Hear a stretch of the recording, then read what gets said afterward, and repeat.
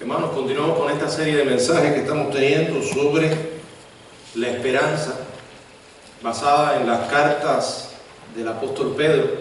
En esta ocasión estamos en el pasaje que tuvimos lectura como lectura devocional en el capítulo 4, versos del 12 al 19. Vamos a orar. Padre, gracias por la bendición de usar este lugar para traer tu palabra.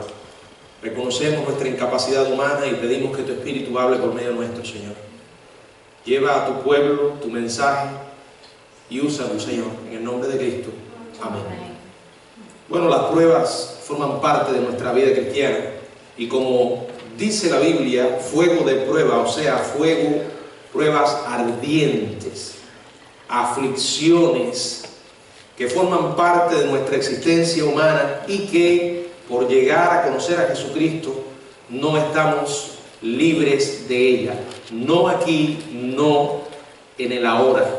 Llegará un día en que Dios se jugará toda lágrima de su pueblo. Mientras tanto, tenemos que pasar por adversidades. Jesús lo dijo: en el mundo tendréis aflicción, pero confiad, yo he vencido al mundo. Hay una gran diferencia entre la forma como enfrentan las pruebas o el sufrimiento aquellos que no conocen a Jesús y aquellos que le tenemos.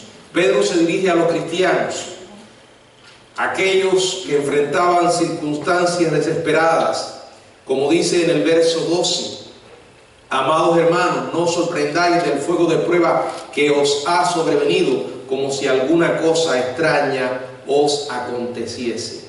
Fíjense, dice aquí, no se sorprendan, no es extraño la prueba, la adversidad.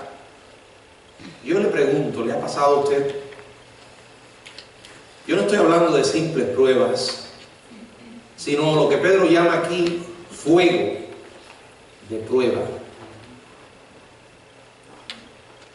Si le ha ocurrido, entonces usted es familiar a este tipo de experiencia. Préstele atención a estos consejos de Pedro. Verso 13: sino gozaos, por cuanto sois participantes de los padecimientos de Cristo, para que también en la revelación de su gloria os gocéis con gran alegría. Bueno, parece que cuando leemos la palabra gozarse, gocéis, nos da la impresión que estamos leyendo mal. Si está hablando de prueba, de fuego de prueba, ¿qué hace entonces aquí el gozo? ¿Es contradictorio? Bueno, desde nuestra perspectiva humana lo es. No asociamos alegría con sufrimiento, pero desde la perspectiva de Dios no es contradictorio. La Biblia nos dice en Santiago también, en el capítulo 1, verso del 2 al 4, dice la palabra de Dios: hermanos míos, y volvemos aquí a encontrar la palabra gozo, pero no un simple gozo, no un gozo ligero. Aquí dice sumo, gran gozo, cuando os halléis en diversas pruebas, sabiendo que la prueba de vuestra fe produce paciencia. Mas tenga la paciencia su obra completa, para que seáis perfectos y cabales, sin que os falte cosa alguna. Nuevamente pruebas, nuevamente diversas pruebas, y nuevamente se nos llama a tener gozo, y no un simple gozo, sino sumo gozo. Quiero que nos tomemos unos minutos para mirar este pasaje de Santiago. Dice que las pruebas formarán parte de nuestra vida. Diversas. Vienen en varias categorías. Pueden ser físicas, pueden tratarse de pruebas emocionales, financieras, espirituales. Pueden llegar inesperadamente a la puerta de su negocio, su iglesia o su hogar. Pueden llegar súbitamente como un accidente automovilístico o un desastre natural. pueden ser prolongadas con un extenso caso legal o una enfermedad molesta o duradera. Las pruebas pueden ser de naturaleza pública o muy privada. Pueden estar relacionadas con nuestro pecado o con el ajeno, o no estar relacionadas con pecado alguno. Dice la palabra diversas pruebas. Dice además la Biblia que no debemos sorprendernos. Aquí Santiago da por sentado. Dice, cuando os halléis. Y Pedro dice, no os sorprendáis. Va a ocurrir. Tenemos a Cristo, tenemos la salvación en Él, pero no tenemos un salvoconducto que nos haga libre de las adversidades en este mundo, de este lado. Y en tercer lugar, las pruebas tienen un propósito. Ahí lo dice Santiago, sabiendo que la prueba de vuestra fe produce paciencia. Dice, prueba de vuestra fe, o sea, examina cuán auténtica es nuestra fe. Todos decimos tener fe. De hecho, cuando nos identificamos con creer, estamos haciendo una declaración de fe. Los demonios también tienen fe. Dice la palabra que los demonios también creen y tiemblan. La fe de los demonios no es una fe salvadora, es una fe de conocimiento. Saben, conocen. Mucha gente sabe de Dios, dice creer en Él, pero la fe auténtica se examina a través de la adversidad. Se permanece, persevera, se fortalece o se desploma, se destruye, si es una fe falsa. Y en cuarto lugar, sin pruebas no puede haber madurez. Santiago dice, para que seáis perfectos y cabales, maduros, completos. Ese es el resultado de la adversidad. Ahora, vamos a regresar nuevamente a Pedro y vamos a meditar en esa esperanza acerca de la cual leemos en medio de la adversidad. Dice versículos 12 y 13, repito de nuevo, amados, no os sorprendáis del fuego de prueba que os ha sobrevenido como si alguna cosa extraña os aconteciese, sino que gozaos por cuanto sois participantes de los padecimientos de Cristo, para que también en la revelación de su gloria os gocéis con gran alegría. Voy a hacerle algunas preguntas personales. ¿Qué hace usted cuando le arrancan la alfombra que pisa? Cuando el suelo se abre debajo de sus pies. ¿Siente pánico? Es una manera metafórica de decir qué hace usted cuando la adversidad le golpea y le golpea duro. ¿Duda del amor del Señor? ¿Confía en Dios en medio de los tiempos difíciles? Es importante meditar en estos dos versos. Fíjense cómo comienza Pedro. Amados. Esta información es solo para quién. Para nosotros, los hijos de Dios, los amados. Es para su pueblo. Tu nombre está ahí, está el mío, el de cada cristiano. Piense en esto. Ponga su nombre allí dentro de las personas a las que Pedro amaba. Entonces él sigue hablando acerca de cómo reaccionar ante esta forma intensa de sufrimiento, de fuego de prueba. ¿Cómo reacciona una persona ante la adversidad? Aquí dice, cómo debe reaccionar. Nos dice dos cosas. Nuestra primera respuesta a una prueba, usualmente, ¿cuál es? Lo que dice aquí, no os sorprendáis. O sea, ¿qué? Nos sorprende.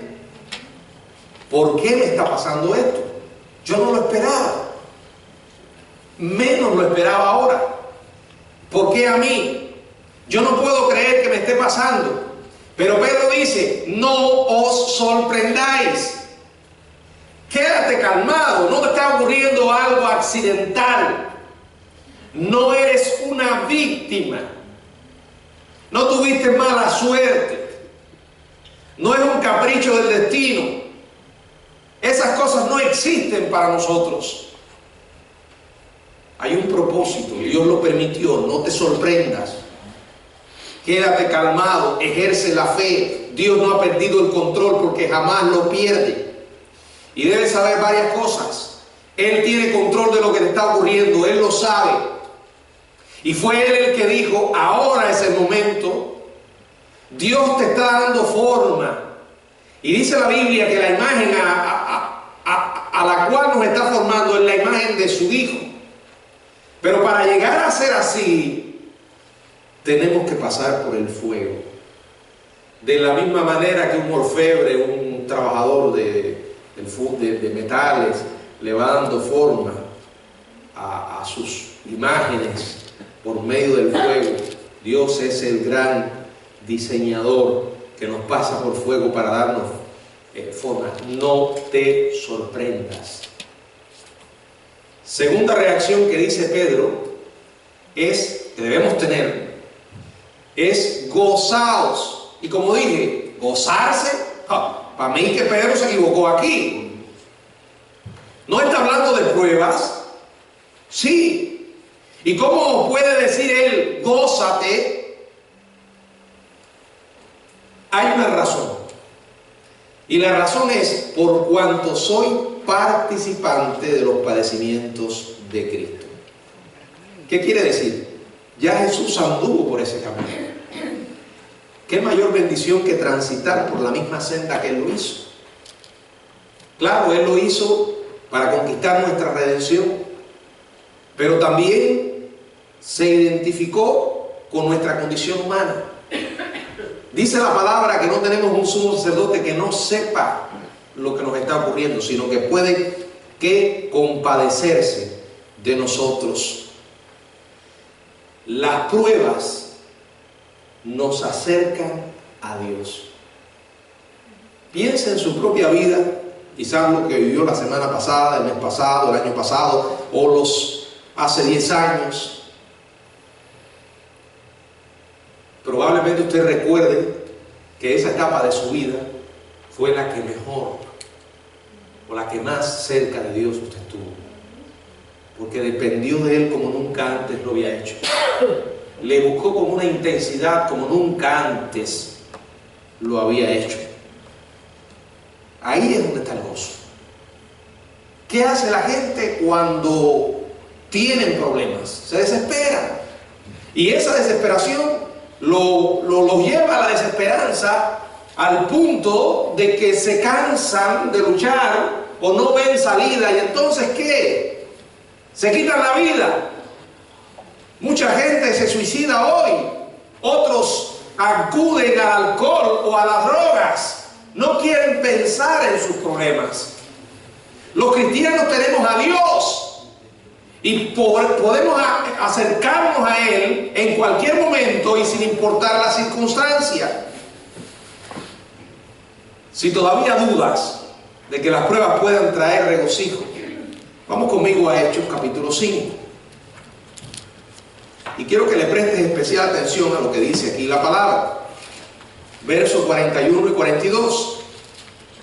Hechos 5, 41 y 42. Primero vamos a leer el 40. Aquí está hablando de Pedro y Juan, la persecución que experimentaron, verso 40.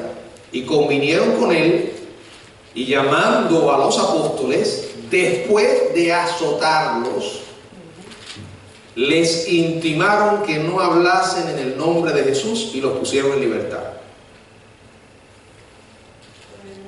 Trato de imaginarme en el lugar de ellos y haber recibido 40 azotes menos uno y que después me suelten. Ellos salieron de la presencia del concilio gozosos. reacción humana sea de gozo después de esto. Pero aquí dice que ellos estaban gozosos por los latigazos, por el dolor. No, estos hombres no eran masoquistas, no disfrutaban el dolor, no tenían personalidades torcidas. Ellos estaban gozosos, y aquí te dice la razón: por haber sido tenidos por dignos de padecer afrenta por causa del nombre. ¿Del nombre de quién? De Cristo. Y los latigazos los intimidaron, los acobardaron.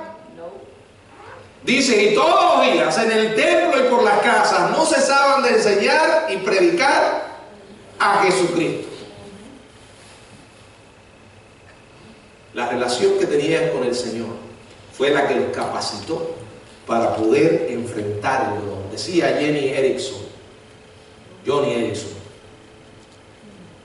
en una entrevista que le hicieron, le preguntaban cómo era un día de su vida, y ella decía que solamente podía vivir por la gracia de Dios, solo en el poder del Dios que le había conservado la vida a pesar de estar presa en su propio cuerpo por un accidente que tuvo. Ella vivía agradecida a Dios por la vida y dependía de Él todos los días para poder enfrentarlos con una sonrisa. Contaba desde que el esposo salía a trabajar a las 7, sale a trabajar a las 7 de la mañana, y una hora después llega a su casa una amiga que es la que todos los días la ayuda a bañarse, a vestirse, y dice que antes que llegue su amiga, ella se pone a orar con toda honestidad: Señor, yo no puedo vivir este día si tú no me das tu gracia y tu gozo para recibir con una sonrisa a mi amiga. Ella dice, no es fácil, yo no habría podido, pero es Dios, es su gloria la que reflejo cuando mi amiga todos los días entra por la puerta de mi cuarto para ayudarme a hacer las cosas. Bueno, todos los que conocemos la vida de Johnny sabemos que es un testimonio vivo de la gracia de Dios. Siendo una jovencita inmadura, de una fe mediocre, un día se lanzó en un lago de cabeza, se golpeó y quedó cuadripléjica. Todo el tiempo de su vida ha vivido así. Así ha logrado reflejar el gozo de Cristo. Ha pintado grandes cuadros con la boca, agarra el pincel con la boca. Encontró a un hombre que la amaba y la ama, y llevan ya varios años de matrimonio. Y cuando miramos a Johnny, tiene un rostro especial. Si usted quiere comprobar lo que le digo, busque en internet Johnny Erickson Tade. Ella tiene un ministerio que se llama Johnny y sus amigos. Inmediatamente va a salir la foto de ella. Tiene un rostro dulce. No es el rostro que debe tener humanamente una persona que le ha pasado eso.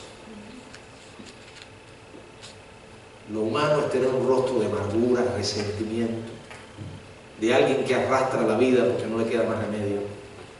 Pero ¿qué marcó la diferencia en Johnny? Jesucristo. Y ha sido ella el instrumento para tocar millones y millones de vidas a lo largo del tiempo. Billy Graham en sus campañas evangelísticas la invitaba a contar su testimonio. Y Dios la usó y la sigue usando para impactar vidas. Estos hombres pudieron tener gozo porque tenían a Cristo. ¿Qué es el gozo?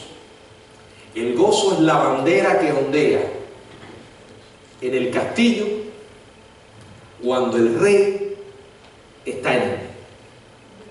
Ese castillo es nuestra vida. Y como el rey está en el castillo, la bandera que se mueve con el viento es el gozo. Ahora, vamos a enfocarnos en las cosas que hay que recordar. Regresando al pasaje de Primera de Pedro, capítulo 4. Número 1, las pruebas son una oportunidad para obtener poder máximo. Verso 14. Si sois vituperados por el nombre de Cristo, sois bienaventurados. Ya no habla de feliz, hablando de 3 veces felices. ¿Por qué?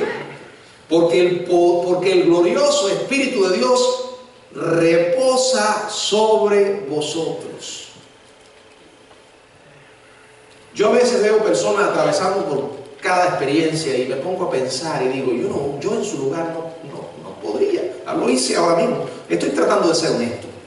No puedo entender cómo ellos pudieron enfrentarlo. O sea, yo creo que no reaccionaría como ellos si me dan tantos azotes y después me ponen en libertad como si nada. Es cierto, yo no podría. Sin embargo, cuando uno vive una experiencia como esa, dice la Biblia que reposa sobre nosotros el poder de Cristo. La gracia divina viene en nuestro auxilio. Yo muchas veces decía, el día que mi madre muera, creo que no voy a poder enfrentar esto. Y Dios me hizo pasar no solo por la muerte de mi madre, sino también por la muerte de mi padre. Con una diferencia de tan solo 15 días. ¿Cómo pude? No fui yo, fue el Señor. El poder de Dios viene sobre nosotros. Dice la palabra que reposa. Dice la palabra, de parte de ellos Él es blasfemado, pero por vosotros es glorificado. Quien ve a una persona vivir de esa manera, indudablemente queda tocada por su testimonio. No puede ignorar la luz. Cuando una luz se enciende en la oscuridad, es imposible que la gente la ignore. ¿Se acuerdan de Esteban? Su manera en que enfrentó la muerte. Su rostro parecía el rostro de un ángel. A veces también sufrimos porque nos lo buscamos. Verso 15. Así que ninguno de vosotros padezca como homicida, ladrón, malhechor o por entremeterse en lo ajeno. Si es nuestro dolor resultado de lo malo que hemos hecho, nuestro comportamiento pecaminoso, entonces ese sufrimiento no es para la gloria de Dios. Lo que estamos cosechando es el resultado de nuestras malas acciones. ¿Se acuerdan de David? Yo le contaba a los jóvenes hoy el Salmo 51 y explicaba que lo que hizo David, hasta dónde llegó. Y uno puede leer el dolor que sentía en su corazón por lo que hizo en ese Salmo 51. Pero Dios le perdonó. Cuando él dijo, he pecado, Dios lo perdonó. Pero le dijo, la espada no se va a apartar de tu casa. Y si David hubiese podido vislumbrar el futuro, ver lo que iba a pasar, él lo habría pensado muchas veces antes de cometer la barbaridad que cometió. Aquí habla de varios problemas: homicida, ladrón, malhechor. No, estas cosas no son problemas generalmente para nosotros, pero no son los únicos pecados. Miren con el que termina: ser un entrometido. Entremetido, dice, por entremeterse en lo ajeno. No, usted no tiene problemas con el homicidio. Generalmente un cristiano no es un homicida, tampoco es un ladrón generalmente, o un malhechor, pero a veces nos entremetemos en cosas que no debemos. Entrometerse en lo ajeno significa, literalmente, alguien que supervisa los asuntos de otros. Sufrir las consecuencias de ser un entrometido no le da aplausos a nadie. Tenemos demasiados problemas en nuestra vida para meternos en los asuntos de otros. Yo no estoy hablando de que tú no te preocupes por otro. Le des un buen consejo, trates de ayudar a alguien. Eso es parte de nuestro testimonio cristiano. Pero el andar cazando los defectos y los problemas de otros, el Señor lo advirtió. ¿Qué haces buscando la pajita en el ojo de otro mientras tienes un tablón en el tuyo? No juzgues. ¿Qué debes hacer? Bueno, lo primero es mira tu tablón. Entonces, cuando tú mires tu tablón, entonces podrás ver bien para ayudar a otros. En otras palabras, si hay un pecado que te tiene a ti agarrado por el cuello, ¿cómo te atreves a condenar a otros por eso mismo? Tercero, la mayoría del sufrimiento no debe hacernos que nos sintamos avergonzados, sobre todo si es un sufrimiento por la causa de Cristo. Si alguno padece como cristiano, no se avergüence, sino glorifique a Dios por ello. Bienaventurados cuando por mi causa os vituperen y os persigan. No sientas vergüenza, Él sufrió por ti. Dice la palabra que fue traspasado por nuestras rebeliones. Isaías capítulo 53. Glorifica a Dios. En cuarto lugar, el sufrimiento casi siempre llega a su tiempo y es necesario. Dice, porque es tiempo de que el juicio de Dios comience. El juicio comience por la casa de Dios. Dios nos hace pasar por el fuego. No solo controla la intensidad del fuego, sino también su duración. Y como dice la palabra, hay un propósito. Muchas veces nos hace despertar a la realidad de nuestra condición. Dios quiere ganar nuestra atención porque estamos distraídos. Un pastor es testigo de todas estas cosas, porque cuando usted se para a enseñar o a predicar, inevitablemente usted se da cuenta quiénes están, porque no tienen otro lugar donde estar, y quiénes realmente están interesados. Si uno realmente se fuera a dejar llevar por la respuesta inmediata que la gente da a la palabra que escucha, créanme, haría mucho tiempo que habría colgado los guantes y habría dicho, me voy a dedicar a otra cosa en la que mi tiempo sea más fructífero. Pero cuando Dios llama a uno, lo primero que nos enseña es que esta obra es de Él. Y el que convence y transforma vida es Dios. Muchas veces toma tiempo, pero no, la palabra no cae vacía, porque la palabra que no obedecemos queda en nuestra mente para hacernos responsables, y por esa misma palabra un día seremos juzgados. Pero he visto que muchas veces Dios sabe cómo ganar nuestra atención. Unos pocos minutos de adversidad son suficientes para que miremos al cielo. Dios sabe cómo ganar la atención de uno. Dice la palabra en el verso 17, la segunda parte, y si primero comienza por nosotros, ¿cuál será el fin de aquellos que no obedecen al Evangelio? Y si el justo con dificultad se salva, ¿en dónde aparecerá el impío y el pecador? En otras palabras, si tú crees que tu prueba es dura, imagínate aquel que las enfrenta sin el Señor Jesucristo. Yo trato de imaginármelo, pero no puedo. Una persona así no tiene un Salvador, no tiene fundamento, no tiene razón para continuar, no tiene a nadie a quien acudir. Hace un momento les hablaba de Johnny, pero también hay una historia parecida. La historia del Superman. Ahora no recuerdo el nombre de él. Ese, Christopher Reeve. Este hombre que estaba en el apogeo de su fama. Le pasó algo parecido a Johnny. Tuvo un accidente mientras montaba a caballo y quedó en la misma condición que ella. Dos formas diferentes de enfrentar la adversidad. Dos maneras distintas. No conozco mucho sobre su vida. No sé si era creyente o no, pero no estoy seguro.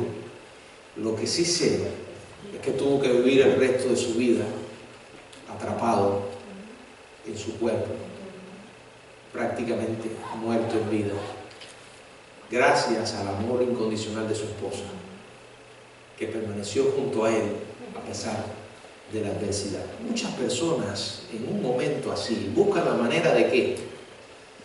De quitarse la vida. Johnny lo intentó, le pidió a personas que lo hicieran. No estuvieron, no podía, ni siquiera podía suicidarse.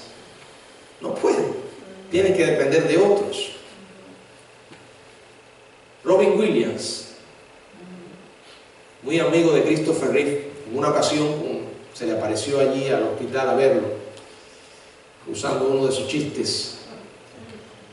Pero este hombre, con el pasar del tiempo, llegó a la cumbre del éxito.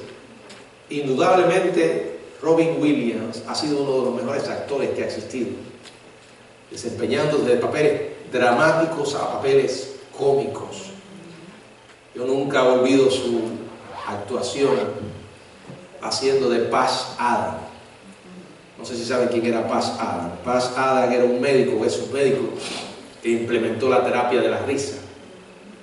Él hizo muy bien el personaje de Patch Adams y muchos otros personajes en el cine. Un día se suicidó, no hace mucho. No se sabe la razón, pero muchos dicen que le detectaron un problema de Parkinson. Y esto no lo manejó de una manera saludable y se ahorcó. La gran pregunta, un hombre que desde el punto de vista humano lo tenía todo: fama, dinero, un hombre que hizo reír a mucha gente, y entonces se quita la vida. ¿Por qué? Porque hay desesperanza, hermanos. Imagínense estar sin el Señor y escuchar el peor tipo de noticias que le pueden dar. Un médico, un policía que toca la puerta de su casa en la madrugada. Los cristianos también sufrimos, pero viene la turbulencia y nos mareamos, pero alcanzamos la estabilidad. ¿Por quién? Por nosotros, no. En quinto lugar, no hay comparación entre lo que sufrimos ahora y lo que van a sufrir los injustos después. Dice el verso 19, de modo que los que padecen según la voluntad de Dios encomienden sus almas al fiel Creador. Pero quiero que vean el 18, si el justo con dificultad salva, ¿en dónde aparecerá el impío y el pecador? Un final triste, porque si esto es terrible, imagínense un eterno sufrimiento. A nosotros nos dice la palabra, encomienden sus almas. Encomienden es un término bancario en el texto original que significa depositar. Un comentarista ha dicho, la idea es la del depósito de un tesoro en manos seguras y confiables. O sea, deposita tu vida, tus preocupaciones, tus ansiedades, tus sueños rotos, tus lágrimas, todo tu dolor. Ponlo en las manos del Señor. Él entiende, claro que entiende.